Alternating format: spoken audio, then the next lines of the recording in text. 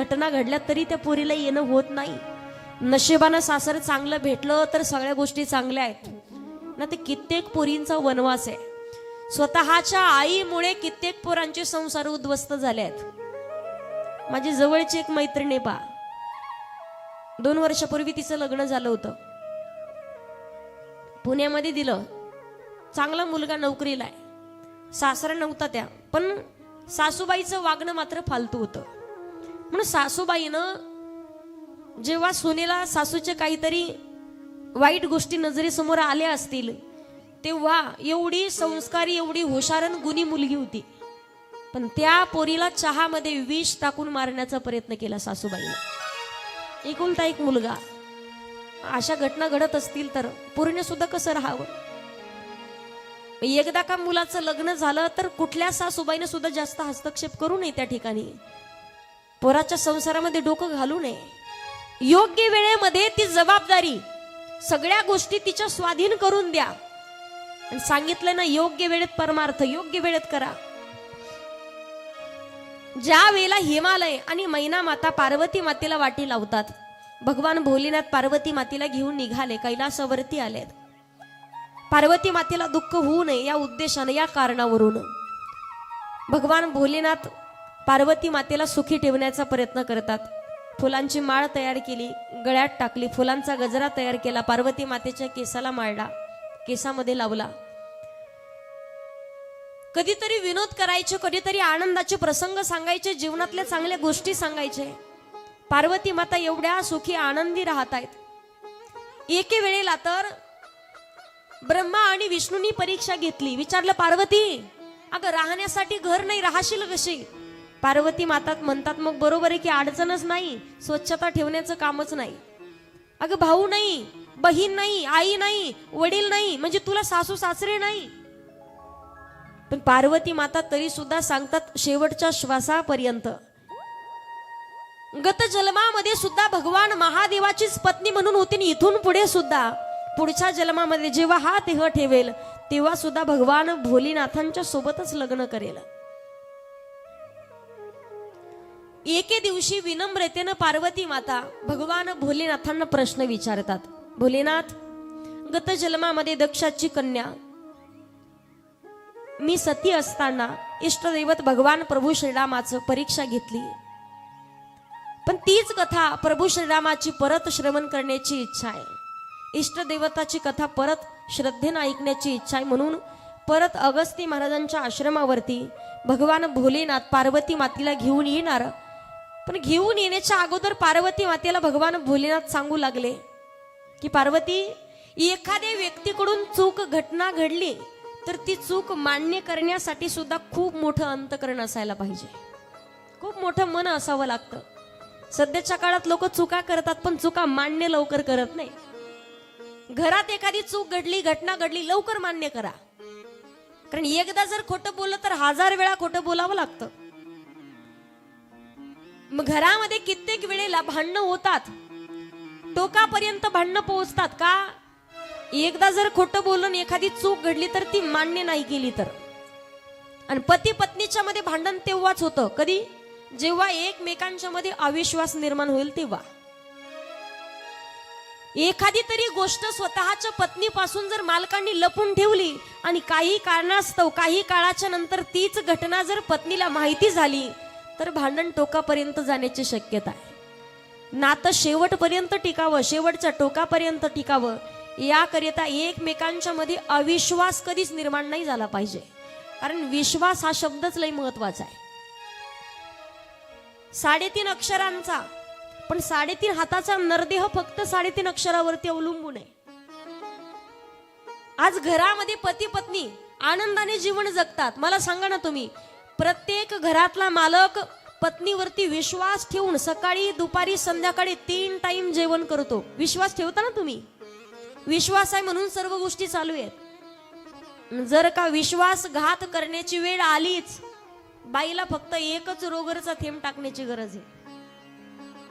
पण विश्वास आहे. एकमेकांच्या मध्ये अविश्वास निर्माण झाला तर मात्र प्रपंच संसार शेवटपर्यंत नाही टिकत. भगवान भोलेनाथ पार्वती मातेचं कौतुक करतात आणि पार्वती मातेला घेऊन जेव्हा अगस्ती महाराजांच्या आश्रमावरती आलेत, कथा सुरुवात झाली. अतिश्रद्धेनं पार्वती माता ही कथा ऐकतायत. भगवान भोलेनाथ सुद्धा इष्टदेवताची कथा श्रवण करतात. कथा पूर्ण झाली, जय जयकार केला आणि जेव्हा दोघे जणही कैलासावरती आले त्या ठिकाणी भगवान भोलेनाथ भिक्षेकरिता गेले आणि पार्वती माता मात्र कैलासामध्ये आहे. पण तेव्हा नारद मुनी त्या ठिकाणी आले. आता नारद मुनी म्हणजे काहीतरी भांडण लावून देण्याचं काम करणार. नारद मुनी आले. नारद मुनीला पाहिलं आणि पार्वती मातेला एवढा आनंद झाला, एवढा आनंद. बरं नारद मुनी का आले होते माहितीये? ब्रह्मसभेमध्ये चर्चा चालू होती. कुठली? जगामध्ये सर्वश्रेष्ठ काय? जगात सर्वश्रेष्ठ काय? तर सांगण्यात आलं जगामध्ये कोणी म्हटलं सर्वश्रेष्ठ म्हणजे पैसा. सर्वश्रेष्ठ पैसा आहे का? बोला, किती किती पोती पैसे दिले म्हणजे तुम्हाला सुख विकत भेटल? एक जण म्हणे सर्वश्रेष्ठ म्हणजे सोनं, दागदागिने. आता मला एखाद्या बाईनं फक्त हात वरती करून सांगा की एकही ग्राम, एकही सोन्याचा मणी माझ्याकडे नाही. एखाद्या बाईनं हात वरती करा की माझ्याकडे एकही सोन्याचा मणी सुद्धा नाही. हात वरती करा. सापडेल का कोणी? मग जी गोष्ट सगळ्यांकडेच आहे ती गोष्ट काही विशेष असणार आहे का? सर्वश्रेष्ठ सोनं नाही. सर्वश्रेष्ठ काय तर सांगण्यात आलं. सर्वश्रेष्ठ आहे प्रेम, भगवान परमात्माचं दुसरं रूप. पण कुठलं प्रेम? प्रेम या शब्दाची व्याख्या अलीकडच्या आताच्या काळात बदलली. पण जे प्रेम भगवान गोपाल कृष्णावरती गोपिकांनी केलं होतं ते प्रेम, जे प्रेम भगवान पंढरीशी पांडुरंग परमात्म्यावर संतांनी केलं होतं ते प्रेम. आणि कुठलं प्रेम? जे प्रेम भगवान भोलेनाथ पार्वती मातेवरती करतात ते प्रेम. जगात सर्वश्रेष्ठ काय तर सांगण्यात आलं प्रेम. मग अशी एखादी जोडी आहे का की ती एकमेकांच्या वरती निस्वार्थ मनानं प्रेम करतात? सगळ्यात पहिल्या क्रमांकाला नाव आलं कोणाचं? भगवान भोलेनाथ आणि पार्वती माता. हे नाव ऐकल्याबरोबर नारद मुनी निघाले, कैलासावरती आलेत. पार्वती मातेला एवढा आनंद, फुलांचा आसन टाकलं, फुलांचा सडा टाकला, स्वागत केलं. गुरुदेवांचं स्वागत कसं करावं हे पार्वती मातेकडून शिकायचंय. एवढा आनंद झाला पार्वती मातेला. आणि ज्या वेळेला अन्नदान केलं, पंचपक्वानाचं भोजन दिलं, पूजा झाली, गुरुदेवांची पूजा झाली, नारद मुनींनी पहिला प्रश्न विचारला, पार्वती एक विचारू का? हा गुरुजी विचारा ना. प्रपंच संसार कसा चालला? म्हणे खूप चांगलं चालू आहे. म्हणे असं? नाही म्हटलं, भगवान महादेव तुमच्यावरती प्रेम करतात का? सांगू लागल्या, गुरुजी आमच्या दोघांमधील अशी एखादी गोष्ट नाही की एकमेकांच्या पासून लपवली जाते.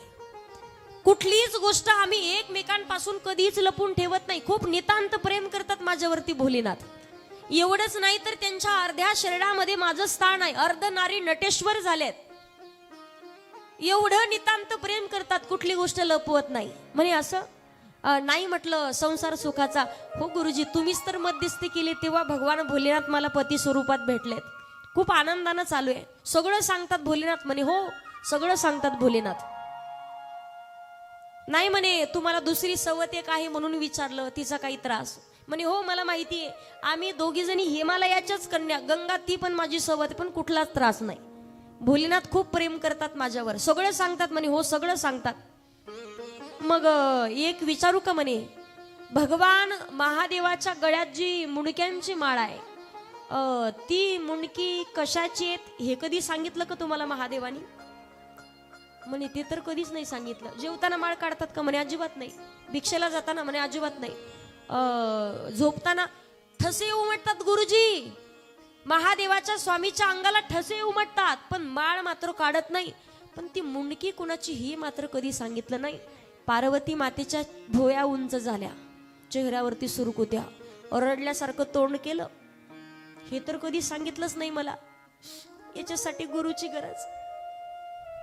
भगवान महादेवांच्या बद्दल जेव्हा विकल्प मनात आणून दिला पार्वती मातेच्या, आणि नारद मुनी म्हणतात माता आता जाऊ का? म्हणे दुसरीकडे जरा काम आहे. टेंबा टाकला आणि गेले निघून.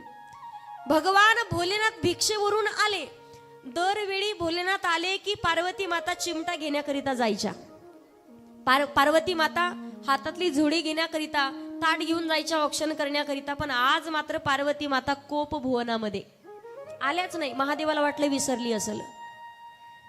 जशी आतमध्ये प्रवेश केला, पार्वती मातेला सगळीकडे शोधलं, पण पार्वती माता कुठे सापडे ना. कोप भुवनामध्ये. कोप भुवन म्हणजे काय? रुसण्याची खोली राहायची. केस मोकळे सोडलेले, हातात बांगड्या नाहीत, गळ्यात मंगळसूत्र नाही, पायांच्या बोटात जोडवी नाही, केस मोकळे सोडलेले, अगदी विचित्र रूप धारण केलेलं कोप भुवनात म्हणजे रुसण्याची खोली. आणि बाईला मालकाला कसं जागेवर आणायचं, शिक्षण कुठं घेतलं काही माहिती नाही. मालक किती महत्वाच्या कामात असू द्या, किती महत्वाचं काम असू द्या, बायकोनं फक्त फोन लावायचं आणि एकच म्हणायचं, पप्याचं बाप लवकर घरी या, तुम्हाला महत्वाचं बोलायचंय. 1000 कामं सोडून पण पहिलं येईल का? प्रत्येक माणसाला स्वतःनं केलेले पाप आठवतात. आता नेमकं काय हिला माहिती झालं असेल, नेमकं काय केलं असेल, थोडस बोलायचं, एवढंच म्हणावं. सगळी कामं सोडतं पण पहिलं घरी येतं. आज तुम्ही घर बांधता, पुरुष मंडळ, बेडरूम आहे, किचन आहे, हॉल पण आहे, देवघर पण आहे, पण तेवढं कोप भुवन बांधून घ्या. रुसण्याची खोली. भगवान महादेवाच्या लक्षात आलं काहीतरी घडलंय. जवळ गेले, पार्वती मातेला म्हणतात, पार्वती बोलू नका माझ्याशी. बोलू नका झालं तरी काय? सांगितलं ना बोलू नका. अगं नाही बोलल्यावर कळलं तरी कसं काय झालंय नेमकं? सांगितलं ना बोलू नका. अगं झालं काय नेमकं? आजपर्यंत खूप विश्वास ठेवला तुमच्यावर, पण विश्वासघात केलाय माझा. अगं झालं काय ते तरी सांग. सगळ्या गोष्टी सांगितल्या पण काही गोष्टी लपवून ठेवता माझ्यापासून. अगं काय लपवलं ते तरी सांग. अर्ध्या शरीरात तुला स्थान दिले, तुला जागा दिली, अर्ध नारी नटेश्वर झालंय. स्वामी जे विचारल ते खरं खरं सांगाल का? खरं खरं खरं खरं हा शब्द आला की महादेव म्हणतात, पार्वती अगं खोटं कधी बोललोच नाही, खरं खरं आलं कधी? विचारतो तू काय झालं नेमकं? अगोदर माझ्या प्रश्नाचं उत्तर द्या. भगवान महादेव म्हणतात, तुझ्या 1000 प्रश्नाचं उत्तर देतो, पण तू माझ्या प्रश्नाचं उत्तर दे आधी. म्हणे विचारा. पार्वती अगं म्हणे, मी कैलासामध्ये गैरहजर असल्यावर आपल्या कैलासात कोणी आलं होतं का? आनंद झाला. म्हणे हो, माझे गुरुजी आले होते. गुरुजी आले म्हटल्यावर काहीतरी काडी लावून गेले. हा आता बोल म्हणे. म्हणे स्वामी आजपर्यंत सगळ्या गोष्टी सांगितल्या तुम्ही मला, एक गोष्ट मात्र लपवली. कुठली? तुमच्या गळ्यात जी मुंडक्यांची माळ आहे ती मुंडकी कुणाची हे मात्र कधी सांगितलं नाही. भगवान महादेवाला हसू आलं. पार्वती अगं जाऊ दे, सांगल कधीतरी. आगीत रॉकेल टाकाव तशी अवस्था. आता सांगा, तोपर्यंत भांग नाही, जेवण नाही, काहीच नाही, कधीतरी नाही. भगवान महादेव म्हणे, पार्वती ऐकायचंच तुला मुंडक्यांची माळा कोणाची? हो सांगा. भोलेनाथ सांगू लागले, तुम्ही ऐकले का कधी? तुम्ही ऐकले का मुंडक्यांची माळा कोणाची? भोलेनाथ सांगू लागले, पार्वती अगं ही मुंडकी कुणाची, मुंडक्यांची माळा कुणाची? भोलेनाथ म्हणतात, पार्वती अगं ही मुंडक्यांची माळा तुझीच आहे म्हणे. म्हणे माझी कशी? प्रत्येक जन्मामध्ये कधी तू सती झाली, कधी पार्वती झाली, कधी उमा झाली, कधी माहेश्वरी झाली, कधी जगदंबा झाली, कधी अंबिका झाली, कधी भगवती झाली, पण प्रत्येक जन्मामध्ये मात्र तू जेव्हा जेव्हा मला सोडून गेली ना, तेव्हा तेव्हा तो वियोग मात्र मला सहन होत नव्हता. तो वियोग सहन न झाल्यामुळे कित्येक वर्षानुवर्ष मी फक्त फिरत राहायचो. पण जेव्हा जेव्हा तू गेली ना, तेव्हा तीच तुझी मुंडक्यांची माळा ती कवठी घेतली आणि या माळेत गुंफत राहिलो. पार्वती अगं मी अमर आहे, तू जन्म मरणाच्या फेऱ्यात आहेत, मी अजन्म आहे, पण ती मुंडक्यांची माळा ती कवठी घ्यायचो आणि माळेत गुंफेत राहायचो. ही मुंडक्यांची माळा माझ्या जवळ असेल ना पार्वती, तर तूच जवळ आहे असा मला भास होतो, तूच जवळ असल्यासारखं वाटतं. पार्वती मातेच्या डोळ्यातून आसव येऊ लागले. भोलेनाथ स्वामी तुमच्या तर प्रेमाची मी परीक्षाच घेतली, पण मला अमर होण्याकरिता काय करावं लागेल? म्हणून सांगितलं अमर कथेचं चिंतन. म्हणून भगवान भोलेनाथ आणि पार्वती माता रामकथा म्हणजे भागवत कथा, अमर कथेचं चिंतन करतात. उंच क्षेत्रावरती जाऊन कथा श्रवण केल्याच्या नंतर सुद्धा जेव्हा कथेला प्रारंभ होतो, 11व्या स्कंदापर्यंत येते कथा, हुंकार देत राहतात, पण पार्वती मातेला तरी झोप लागते. झोप लागली म्हणून पोपटाच्या पिल्यानं हुंकार दिला. कथा मात्र पूर्ण ऐकणं झाली नाही म्हणून परत जन्म मरण्याच्या फेऱ्यात पडावं लागलं पार्वती मातेला. सांगण्याचं तात्पर्य आहे, भगवान भोलेनाथ आणि पार्वती माता एकमेकांच्या वरती नितांत प्रेम करतात. जगात सर्वश्रेष्ठ म्हणजे प्रेम, पण निस्वार्थ प्रेम म्हणजे करणारं नातं भगवान भोलेनाथ आणि पार्वती माता. आजचे फक्त म्हणायला आहेत पण मात्र निभवणारे नाही. एके दिवशी तारकासूर नावाचा राक्षस जो आहे खूप त्रास देऊ लागला म्हणून देवतांनी विनंती केली, भोलेनाथ हा राक्षस मात्र खूप त्रास देतोय, जगणं कठीण केलंय त्यानं, तुम्ही काहीतरी करा. म्हणून त्या ठिकाणी भगवान भोलेनाथांच्या वरती जेव्हा कामदेव सोडतात, कामबाण सोडतात, कामबाण सोडल्याबरोबर जे शक्ती तेज बाहेर आलं. हे धारण नेमकं करणार कोण? धरणी मातेवरती पडलं तर सर्व झाडे जळून भस्म होतील. ते जर एखाद्या ठिकाणी पडलं तर कित्येक पशु पक्षी मरल्या जातील, मेल्या जातील, मृत्युमुखी पडतील. म्हणून तेच शक्ती तेज भगवान महादेवाचं गंगा मैयानं धारण केलं स्वतःच्या पात्रामध्ये. गंगा मैयानं स्वतःच्या गर्भात धारण केलं. छोटासा बालक अगदी वाहत वाहत पाण्यातून येत होता, पण पुत्र प्राप्ती व्हावी म्हणून कृतिका माता त्या ठिकाणी भगवान परमात्माचा धावा करत होत्या, गंगा मैयाचा धावा करत होत्या. तो छोटासा बालक वाहत आलेला पाहिला आणि कृतिका मातेनं 6 जणी होत्या. कृतिका मातेनं जेव्हा तो छोटासा बालक उचलला, छोटासा बालक उचलला आणि एकमेकींच्या मध्ये भांडण लागलं. प्रत्येक जण म्हणायचे, मला गंगा मैयानं प्रसाद दिला, मला गंगा मैयानं मुलगा दिला, मला गंगा मैयानं मुलगा दिला. दोघांच्या मध्ये भांडण. 6 जणींच्या मधला वाद पाहिला आणि छोटस शिवरूप धारण केलं आणि त्या ठिकाणी सांगू लागलेत की मी भगवान महादेवाचा पुत्र आहे, भगवान शिवांचा मुलगा आहे, तुम्ही असं मला ओढू नका. 6 जणींनी सांभाळ केला. त्यांचं नाव कृतिका होतं म्हणून तर भगवान महादेवाची पहिली संतान कृतिका मातेने सांभाळ केला म्हणून कार्तिक हे नाव प्राप्त झालं. बोले कार्तिक महाराज की, उमापती महादेव की. कार्तिक हे नाव प्राप्त झालं. कार्तिक नाव प्राप्त झालं आणि जेव्हा त्याचा सांभाळ करू लागले म्हणून तर 6 जणीचं दूध प्राशन करण्याकरिता कार्तिक महाराजांनी 6 रूप धारण केले, 6 मुख धारण केले. म्हणून कार्तिक महाराजाला 6 मुख सांगितलेत.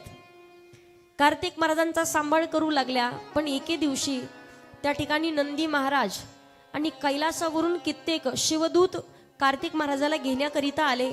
अगदी रथ सजवलेला होता, रथामध्ये घालून त्या ठिकाणी कार्तिक महाराजाला घेऊन कैलासावरती आले. पण भगवान भोलेनाथ सर्व विद्येचं ज्ञान कार्तिक महाराजाला देणार, सर्व शक्ती, सर्व विद्या, सर्व गुण संपन्न कार्तिक महाराज झाले पाहिजेत या उद्देशानं सर्व शक्तीचं ज्ञान कार्तिक महाराजाला देऊ लागले. आणि तुम्ही पहा, मुलगा सुद्धा लहान वयातच संस्कारी होत असतो. कारण कुंभार मडकं घडवतो कुठपर्यंत? जोपर्यंत चिखल ओलाय तोपर्यंत. एकदा का चिखल वाळला मडकं फुटतं, आकार नाही देता येत. भगवान परमात्माला मुलगा मागितला पाहिजे. पुत्र दे ऐसा गुंडा, ज्याचा तिही लोकी झेंडा, कन्या तरी ऐसी देई जैसी मीरा मुक्ताबाई. मुलगी असावी, पण संत जनाबाई, संत मुक्ताबाई, संत बहिणाबाई, संत मीराबाई सारखी, झाशीच्या राणी सारखी असावी. पुण्यश्लोक राजमाता अहिल्याबाई होळकरांसारखी मुलगी चांगली विचारायची पाहिजे.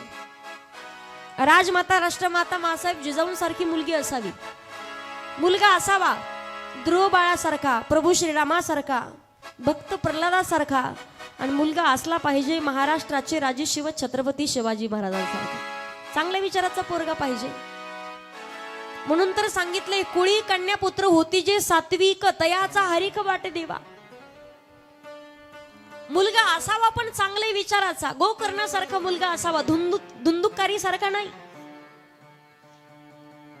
जो मुलगा तुमच्या पोटी जन्म घेतल्यावर किमान गावातल्या 10-5 लोकांनी ते पोराचं कौतुक केलं पाहिजे की आमच्या गावातला हा पोरगा अगदी संस्कारी आहे, गुणी मुलगा आहे, खूप काम करतो, खूप कष्ट करतो. पण त्याच मुलाचं वाईट म्हणून, टुकार म्हणून, मोकार म्हणून जर नाव त्या यादीत येत असेल, मी कायम सांगत असते, की त्या आईनं नाही मुलाला जन्म दिला तरी चालतो, लोक फक्त वांज म्हणतील. 2-4 महिन्यापूर्वी घडलेली घटना माहिती, 1 वर्ष पूर्ण झालं आता, 1-1.5 वर्ष. नाशिक भागातली घटना माहितीये.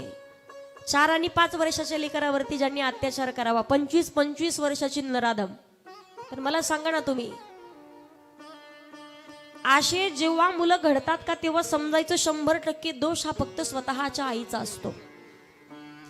जी आई कायम भगवान प्रभू श्रीरामाच्या, भगवान गोपाल कृष्णाच्या कथा सांगते, जी भक्त प्रल्हादाची कथा सांगते, जी छत्रपती शिवाजी महाराज, धर्मवीर छत्रपती संभाजी महाराजांच्या कथा सांगते ना, ज्या लेकराला, तो मुलगा कधी वाईट मार्गाला जाऊ शकत नाही.